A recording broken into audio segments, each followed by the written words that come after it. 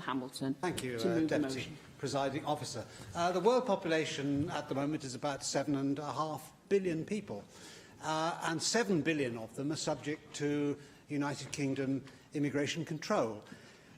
They have no right to enter the United Kingdom to live, work or to study unless they can obtain a visa, and in many cases, most cases in fact, they need a visa just to visit.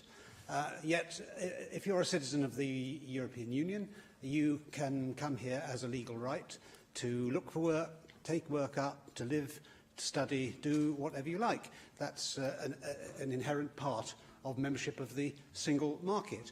And what I don't understand is why the parties who take a different view from us on immigration, those who are going to oppose this motion today, want to discriminate against the rest of the world, because that's what our immigration policy does. And if it's a benefit to Wales and the United Kingdom to have an open door to immigration in the EU, why isn't it similarly to our advantage to have an open door with the rest of the world?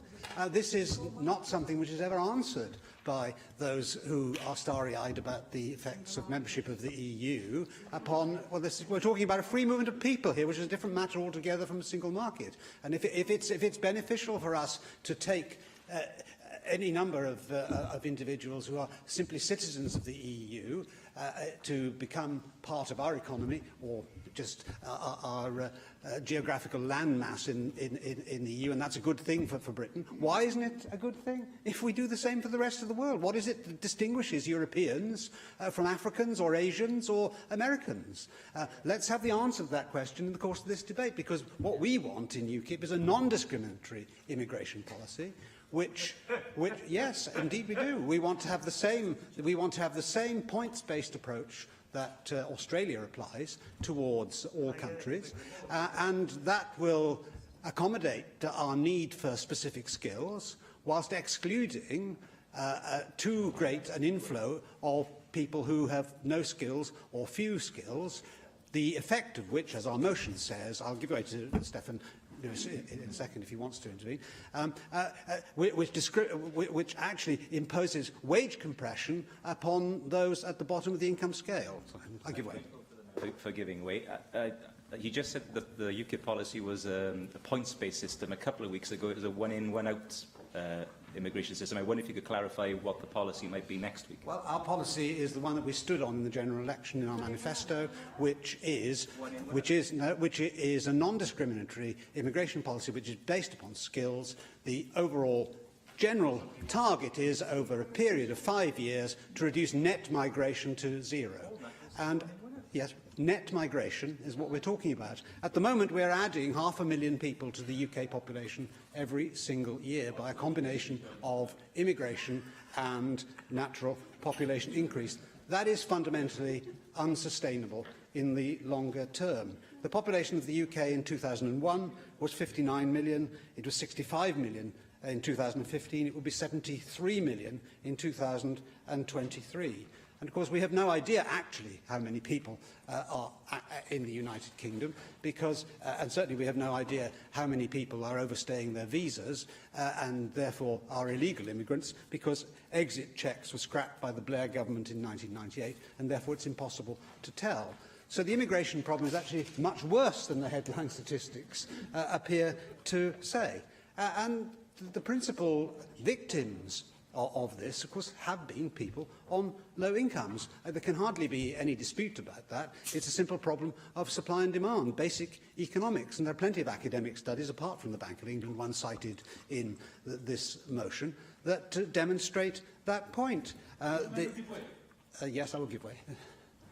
I understand the point he's trying to make, but could he explain from his perspective why it is that Germany has had higher immigration, but has succeeded in having higher wages? Well, Germany has a different problem. They will have a declining population over the next few years because their replacement rate is even lower than ours.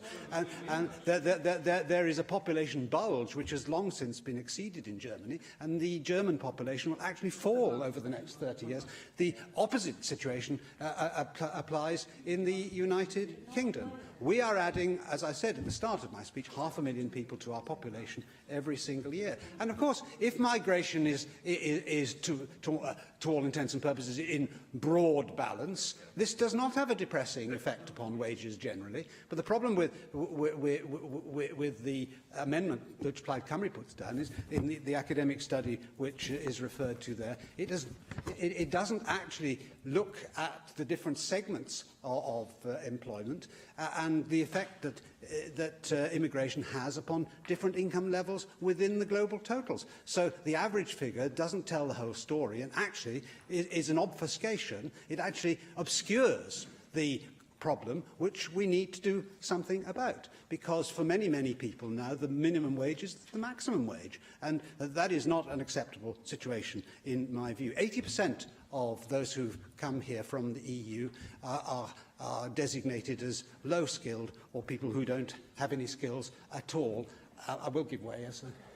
Do not accept, however, that that is more to do with exploitative employers than it is to do with people coming in here, because unskilled workers in this country are being exploited by employers that could pay higher wages and they choose not to. Well, it's a problem of supply and demand. I mean, if you increase supply relative to the demand, you will depress the price. I mean, it's the inevitable consequence, I'm afraid. And of course, there are exploitative employers, and we've referred to this many times. David Rowlands in this chamber has raised many times the problem of car washes, for example, and people who are employed a fraction of the minimum wage through gangmasters and agencies, and so, which are very, very difficult to police. And we know there hasn't been a single prosecution in Wales for breach of the minimum wage legislation that's now been in force for many years. So there is undoubtedly wage compression going on, in addition to the illegal employment of individuals at poverty wages. And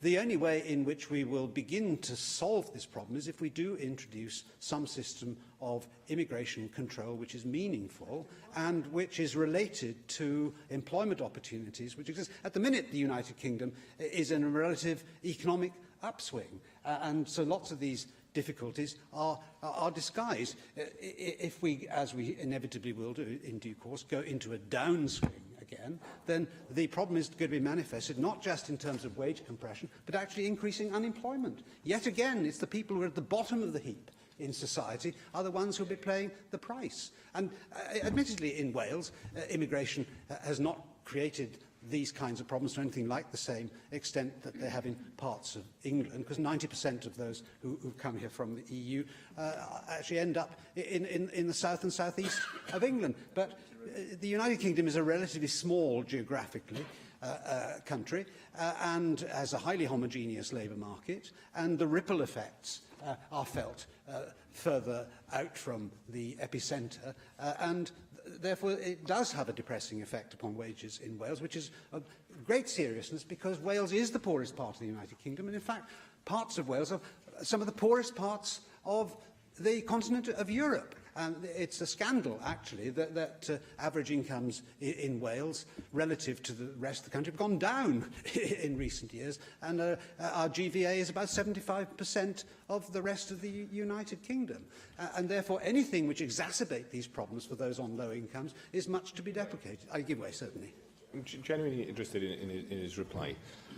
The 30% income per capita gap between Wales and the rest of the UK, how much of that does he think is caused by immigration? Well, I can't answer that question. I don't know the statistics. But the point that I'm making is that whatever that figure is, it may be tiny, but you know, perhaps this is not the day to quote Tesco, considering the announcement of the closure of their call centre in Cardiff. But in a sense that every little helps, anything that we can do to reduce this downward pressure on wages is something which we should do.